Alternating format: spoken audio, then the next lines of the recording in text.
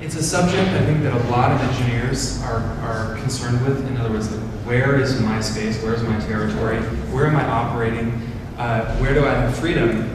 In particular, working with architects of a certain kind who are very driven to do certain things which may relate more or less to engineering.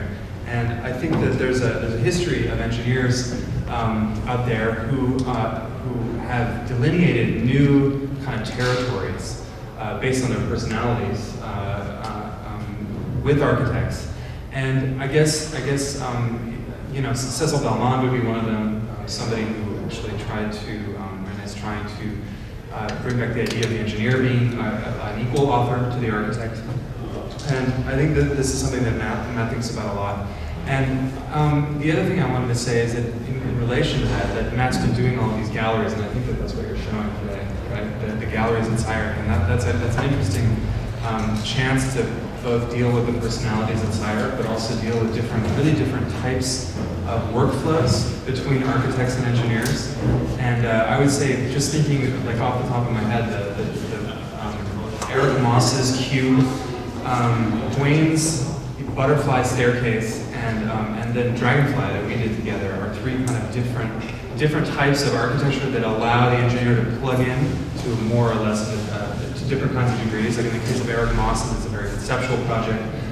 So the role of the engineer is maybe more limited to, let's say, public safety and holding the thing up. Dwayne's was, although it appeared to be structural, I think a lot of the form of Dwayne's project was indeed probably not structural. So the question would be working within a certain language to make the thing perform, is my guess. And Dragonfly, you know, multiple aspirations seems like the most engineering, or would leave the biggest space open for an engineer to come in and do work. Maybe not the case, I don't really know at the end, because there were all kinds of other issues at work in Dragonfly as well. So anyway, just wanted to introduce Matt really quickly.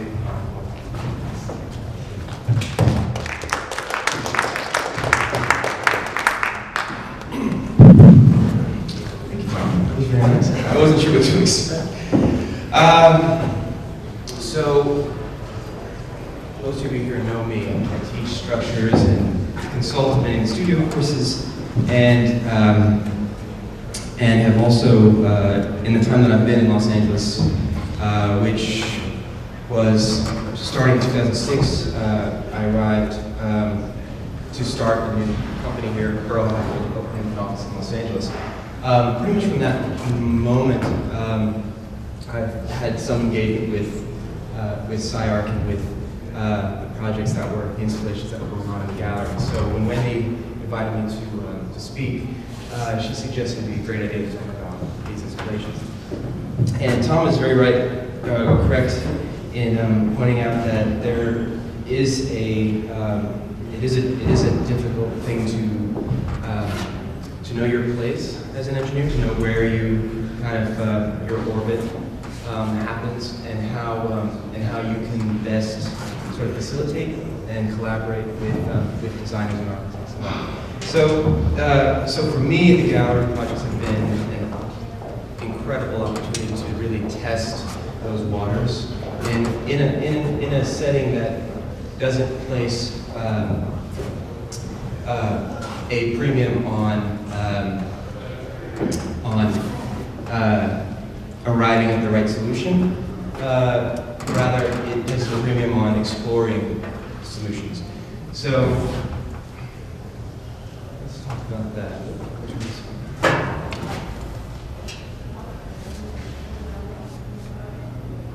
First, I just want to acknowledge that all of the projects I'm about to show you were contributed to by many individuals that I work with, and I've had the great fortune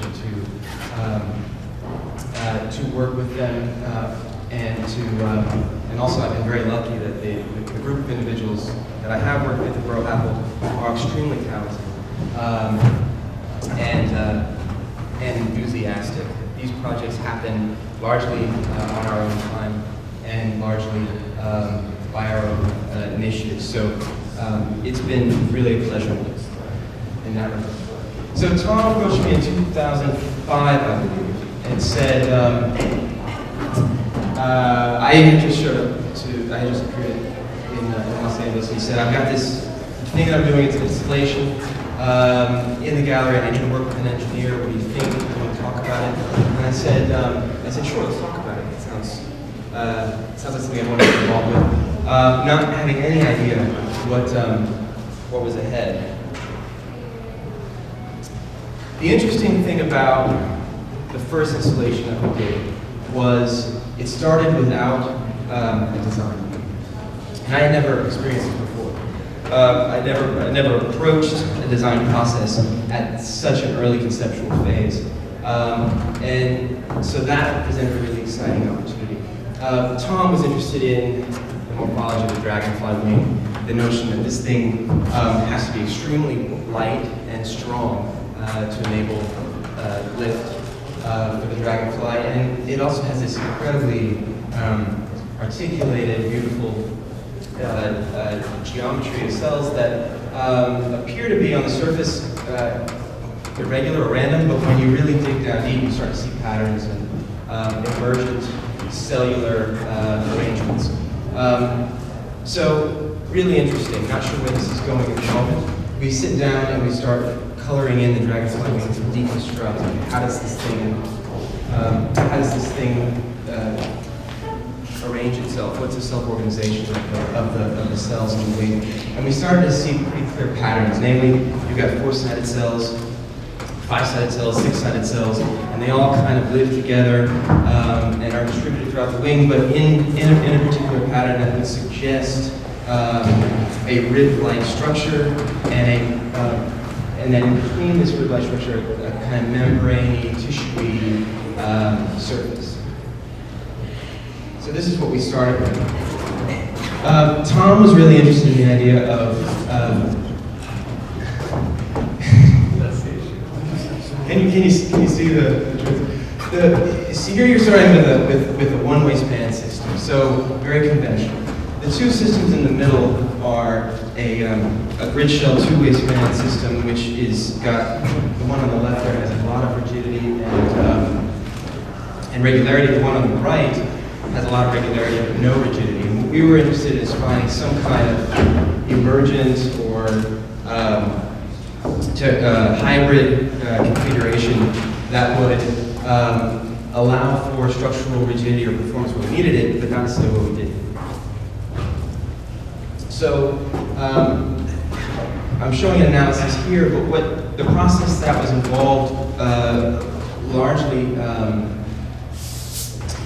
meant that and there was no particularly right answer. The answer was always one step ahead of us as we were iterating through different designs and various analyses that would then the analysis would then inform the next step. So we weren't really sure where this was going in the long run, but the idea being that we were driving towards a solution that was more optimal, better performing, and also had some really nice architectural qualities. So the other great thing about the gallery projects is you actually get to make them, and so you get to fabricate the pieces yourself. You get to assemble them. The process of construction and fabrication are therefore critical because you're going to be doing it. So this is not something you can pass off to someone. And so we spent a lot of time thinking about how do we make this thing and what is it made of, and how do we make it through a systematic process that a student can pick up very quickly and can learn. So this system of labeling was very useful, labeling the pieces. The system of using a CATIA CAD product to locate where connection points were was very useful in the installation process. And this was something that was thought of at the beginning and incorporated. So here you get a view from above on the catwalk looking down. At this point, I had no idea if this thing was going to work. We we were very concerned that the scale of the Dragonfly was actually more unwieldy than what we had first anticipated and what we had seen on the computer screen. The other thing to keep in mind is at this point, this geometry is extremely wobbly and soft. It has no integrity of its own. And that's the first thing. The second thing is it's extremely sharp. So there's blood staining the floor, and the students or the kids are walking around with bandaged hands. And we're starting to think this is kind of wild. If you ever want to see a nervous engineer, look for the guy that's installing bolts where he thinks there aren't enough. Dionisio is sitting there in the back watching me and tries to come and slowly take the drill out of my hand. I probably put about close to 400 additional bolts into this thing. The total weight of the bolts alone was about 900 pounds, so not insignificant. And here you can see it going up. We were really lucky to get a contractor to help us install this thing. The weight of the entire piece was around 3,500 pounds. So about the weight of an SUV, let's say. And it was cantilevering from this back support here. So from the back support where the mezzanine is out 32 feet, you've got 3,000 pounds. That was keeping me up at night. The thing to keep in mind here is that normally when grid shells are installed, this kind of system, you build it with a lot of scaffolding underneath, so you've got a working platform, and you're able to position all of the components of the shell in place and fasten them together before you remove the scaffolding, before you've loaded the system. In this case, we didn't have scaffolding, we didn't have time, so we were just cranking it up into the air. And what we found was, depending on where the crank points and how much torque we're putting onto the system, the shape of the wing was warping and was uneven and didn't necessarily reflect the shape it should have been. So this was a real eye-opener for me, because normally in construction of a large-scale canopy project, you would never have the opportunity to see what happens when you don't build according to a very kind of set sequence of steps. But here you can see very quickly that it was soft and that it was difficult to manage. So you can see this thing is really buckling out of shape here, and that's because as we lift it up, it's like it's being cranked in a way that it doesn't want to be, in a way it's not intended to be. And so this gives you a sense of how soft the material really was. There's a view from the backside.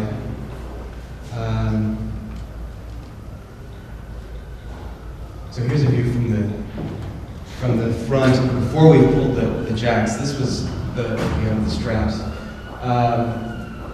This was the moment of truth. So I was pretty confident that it was going to hold. And then the night before the opening, we let it go, and it hovered there.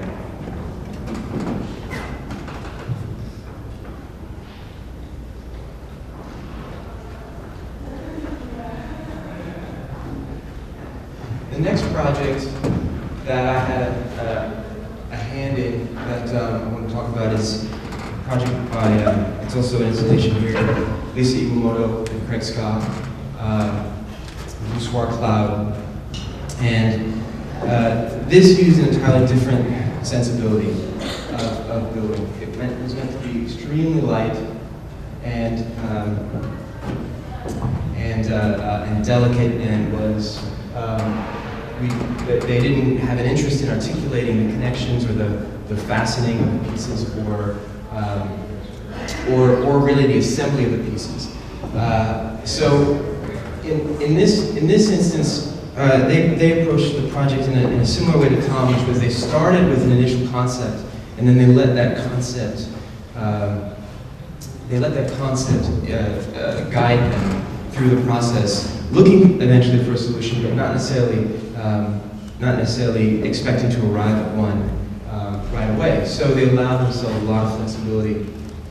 This was the first thing that they approached us with, a set of paper folded petals that assemble together in different patterns to form different surface geometries. And we looked at this and we said, wow, it's really cool. We really like it. What do you want to do with it? And they weren't sure. What a lot of people don't realize is the number of variations that were tested and explored in the design process to see what this surface geometry could become, how these petals could be instantiated in a way that was both spatial and structural. We looked at closed shells. We looked at hanging systems, tension systems. We looked at vaulted systems, compression systems, and eventually arrived at a compression system, a series of vaults that would create an enclosure, and that began really the development of their final project. Now, the interesting thing for me in this process was we were able to use a technique of form finding, of establishing a form, a shell form that has been used historically by the likes of Friato and Ted Happold and Peter Rice, where they use physical models and they allow these models to drape to establish a shape or a form, a minimal surface. Now, in the 70s, this was a computer analysis. This was the analysis. The geometry that was established from these tests was then scaled up, and that's what you built. If you fast forward, we now use computer technology, but it operates on the same principles of this hanging chain. The graphic here has been turned upside down, but when it's run, it's actually approximating the same behavior that a hanging chain would, and then it's been flipped over to better resemble the final shell. What I like about this slide here is, here's one geometry that we received from Iwamoto Scott, and here's the form found geometry. If you were to compare the deflection of the shell under its own self-weight of the original geometry and the form found geometry, for the original you get about 1.5 inches, and for the form found you get 0.15 inches. So by going through a form finding process, finding that minimal surface, we've improved the performance of the shell by a factor of 10, which is significant. And this was a great opportunity to test this methodology, this approach. We also have other types of forces in the shell surface, and again we see really large improvements from initial geometry and form found geometry. This is a bending moment in the shell that's around 5.6 pound-inches, and you're about 0.5 pound-inches on the form found. So again, really great performance out of the form found geometry. So one of the things that I think is important in a design development process is the notion of prototyping, testing, and establishing actual performance criteria, performance parameters for how a system is working. So what do I mean? I mean that it's all well and good to build something in a 3D CAD tool and to generate a formal design, but only taking the process that far doesn't inform that design with any material sensibilities or properties, assembly properties, fabrication properties, and those things may not have anything to do with design, but have everything to do with whether or not you can build it, or whether or not your design proposition is feasible. So, in this case, we're looking at a very scientific test of the capacity of a zip tie. That's Lisa and Craig, and I think these are shoes, and they're trying to see how much weight will the paper product we're using, how much weight will that withstand before it snaps. We went through a number of different tests with different types of material, different types of paper, to see which ones had the most integrity or strength. And it was helpful to see, okay, this is about how much a plastic zip tie would take. We also built a full-scale prototype of one section of the shell, and what we found on the first prototype was the geometry. The pieces didn't go together, and there were huge tolerance issues, and the shape of that surface was not smooth. It was ill-formed, and it couldn't stand. It wasn't able to vault. So based on this test, we were able to recalibrate the digital model, so that the pieces that were being unfolded and laid out would in fact go together when they were installed. So here's the shell surface. Now this is, it looks largely like a random tessellated pattern, but there are a few things that, from the design, the structural design of the shell, there are a few parameters that we tried to get them to stick with. One was we wanted density of paneling down the bottom there. We knew there was going to be a lot of force, concentrated load at the base of these funneling column elements, and we wanted more material. The other one was along the ridges between the shells. We asked for the cells to meet along a flat edge, so that all the cells along those ridges were joining edge to edge. And then the last one was, at the top of the shell, there could be as much openness and perforation as they were interested in. So in order to get that, we had to identify different modules of cell. We had 3 straight edges, 2 straight edges, 1 straight edge, and no straight edges. And each of these would allow for there to be a type of arrangement of petals and cells where we needed them, and then would allow the transition from one arrangement of cells to the next. So the most open area part of the shell was this 3 curved-sided triangle petal, and the most densely packed was this 3 straight sides, and the 2 in the middle helped us transition between the 2.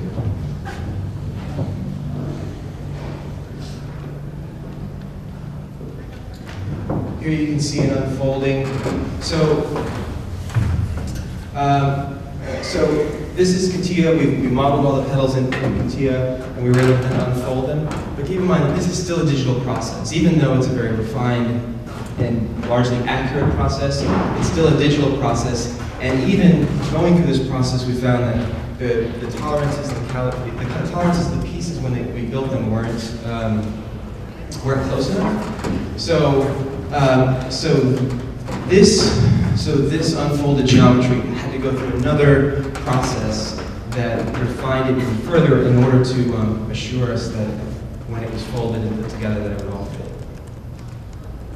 And here you can see them putting it together.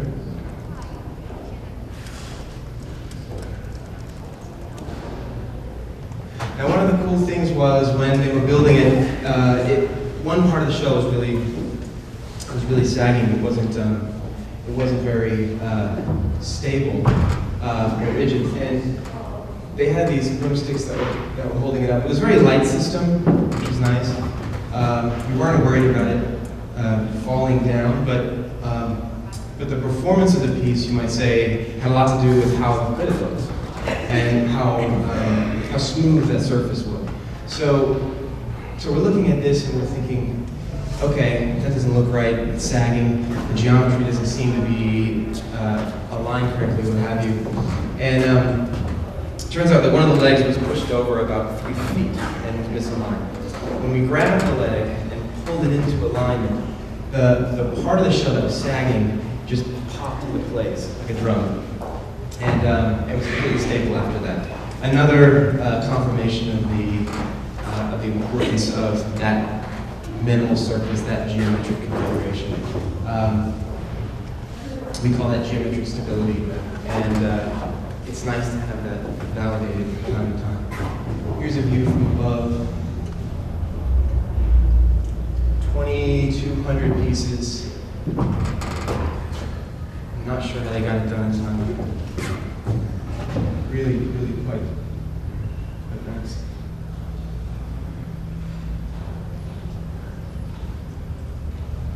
What's the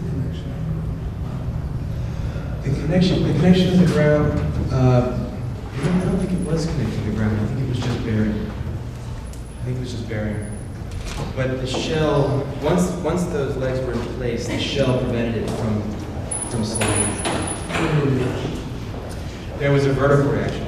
There was a vertical load, but because you had a surface that was on all sides, each thrust load was resolved at that connection. So then along comes Dwayne Oyler, and Dwayne says, "Hey, guess what? I've got another cider installation." At this point, I'm thinking, okay, let's do this again. I mean, keep in mind, all of these things take a lot of time, and they're extremely rewarding, but they take a lot out of me.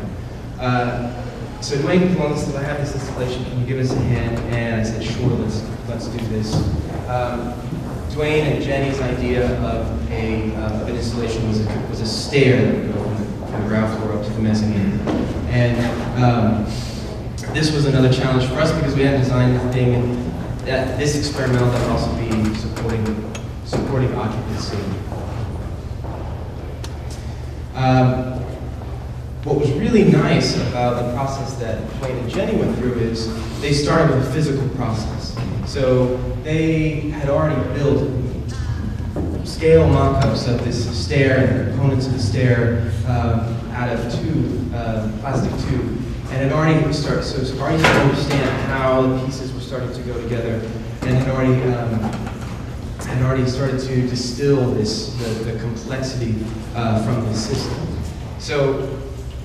So when we first started and looked at it, we thought, okay, this looks like it's going to be pretty simple. We just have to, validate that the system works. Clearly, the assembly that is proposed has some structural capacity. You could play with the scale model, and it wasn't going to tip over. So it seemed like it was a pretty straightforward process.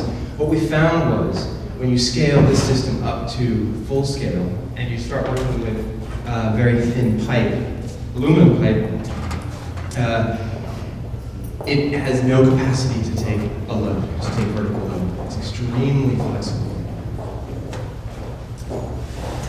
So you can see the kind of nuance and complexity of the model making, which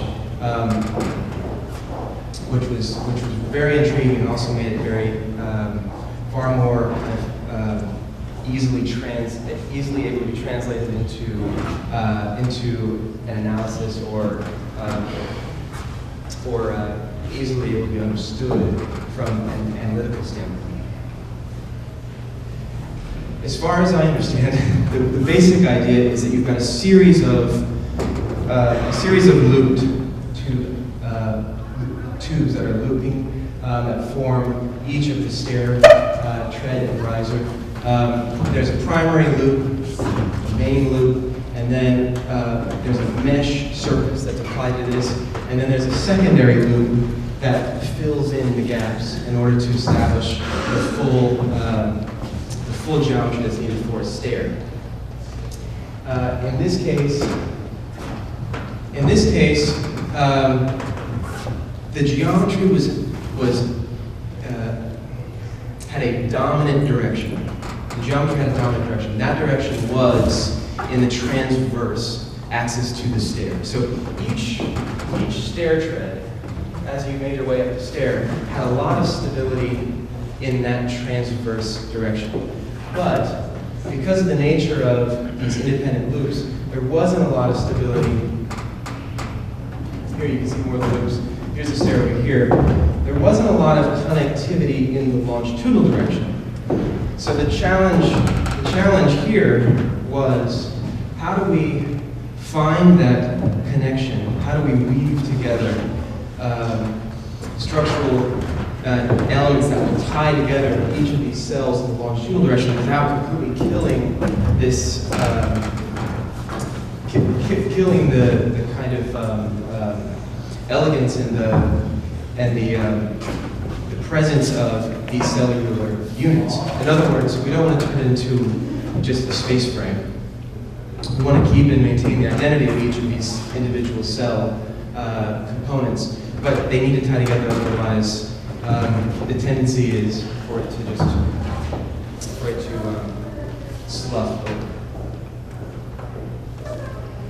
Another thing that we started looking at, once we saw the geometry that they were working with, we realized that there needed to be some way of rationalizing it so that as they were building the pieces, there would be some regularity.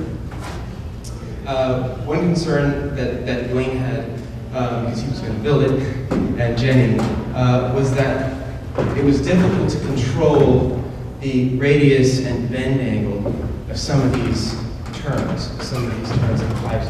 And they were concerned that as they were building this piece, they might start to build up these tolerance issues that would make it difficult to put the whole thing together.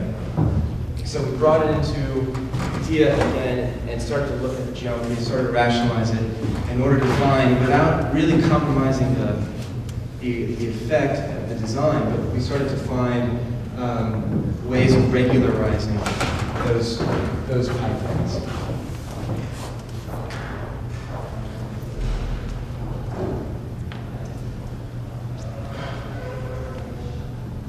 And of course, we ran through many analyses. The interesting thing about the analysis is that we couldn't actually get it to converge.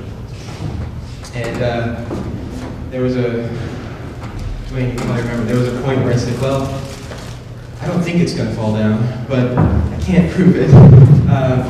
Why don't you build it, and then we'll see how it goes. We'll evaluate it. If there's something that needs to be done, we can do it then.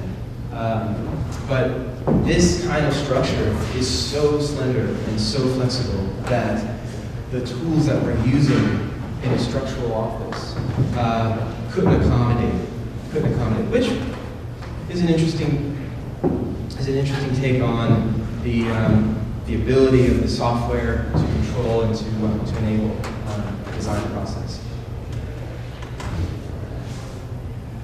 So here was the final piece, and you can kind of see here where we're creating some tie elements along that outer edge of the wing that are linking in the longitudinal direction, that are linking those modules together.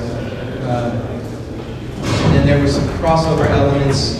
There were some crossover elements in the vertical axis that also helped to tie the modules together without making it too dense and too space frame-like. So here's Jenny bending a pipe. I just love this picture. I always kind of wondered how you guys made it through this process, to be honest, because it's, I know you spent a lot of time together building this thing, but I guess bending a lot of pipe takes a lot of the energy out of it, a lot of the stress away. The fascinating thing about this process was, one, that they built it, which to this day is still awed by, and two, that they came up with this and we had nothing to do with this. They came up with this system of scaffolding that was a map of the 3D geometry. And so they would build the 3D geometry of the stairs, what it looks like. And then they came up with almost a negative form of scaffolding that represented where that geometry was in space. And then use that geometry to actually build the piece. So the scaffolding was the template for the pipe geometry, and they used the scaffolding to actually measure out the pipe lengths and to locate where bend angles were, where peaks were, and to slowly piece the thing together. We would accurately model the steel or the aluminum frame, the geometry of the piece itself, and that would be then cut and rolled by a CNC process, and then assembled. But the scaffolding would come into place only to support it while it was being put together. And in this case, that didn't happen. The pipe was bent and formed in a line according to the setting out points on the scaffolding.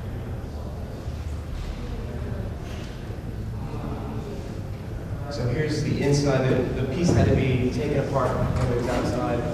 The scaffolding assembled, reassembled inside. Enormous amount of work.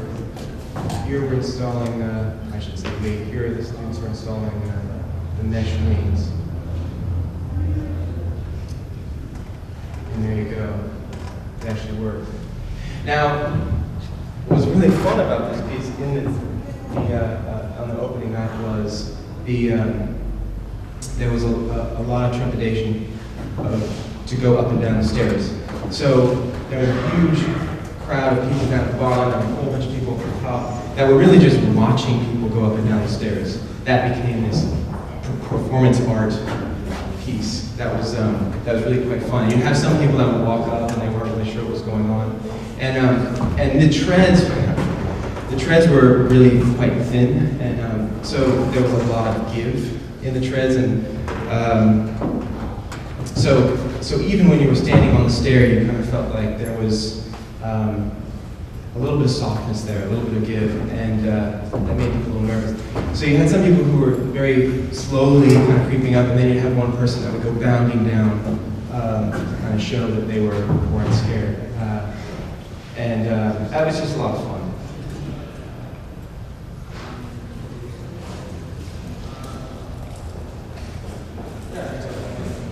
Just beautiful craftsmanship.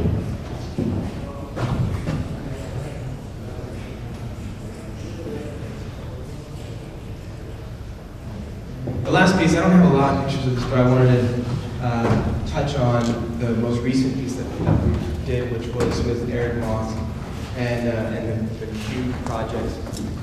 Many of you have probably seen it, but I wanted to show how maybe show some of the guts on the inside, so you can see how that was working. Like Tom said at the beginning, that process really started with was highly conceptual, and wasn't really about an engineering design development. It was more about making it work. And making it work in the most elegant way possible.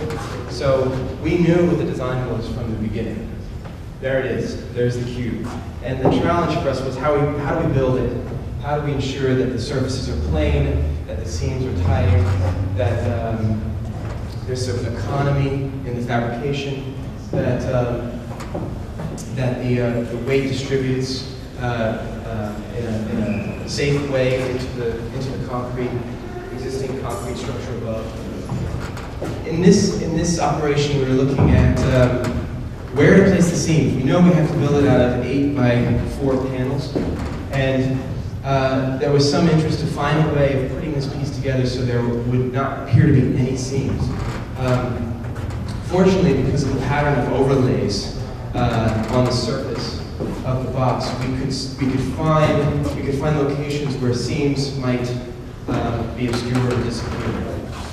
When we did this operation, we got somewhere around 24 aluminum panels And then the second operation said, well, what if we just had seams running vertically and not bother about it? And that ended up with 19 panels, so there was actually more economy in not trying to hide the seams. Here's the view from above. This is the piece being manufactured, built in its entirety in Tom Farage's office, his work shop, and it was enormous. It really was quite large. It was quite a surprise. You can see the vertical seam. That was eventually the decision we went with. The piece was actually built upside down, so that all 5 sides could be worked on, and then was disassembled, brought to SCI-Arc and reassembled up in the air. Here you can see one of the inside frames. These are aluminum tubes, and the reason we had a frame in the interior is there was a concern that the plate, being as thin as it was going to warp or bend or bow. So we reinforced the box with a very strong aluminum cage, and then these panels are applied to that cage. You can also see here there's a steel pipe. You can make that out. There was a ring of steel that was suspended from existing concrete beams above, and the aluminum cage was affixed to that. So that's my foot, and this is actually the lower panel. It ended up being a real jungle a real mess of aluminum framing on the inside, particularly because we had these flying ring elements that were puncturing the surface and had to be fastened. So this was a bracket plate, a connection plate, where one of the flying rings would puncture the surface and then would fasten. Here's a connection piece. Pretty basic stuff. So here you can see another bracket, and this hole was cut to accept one of those flying rings. And there we are. That's the office. So we try to have a little bit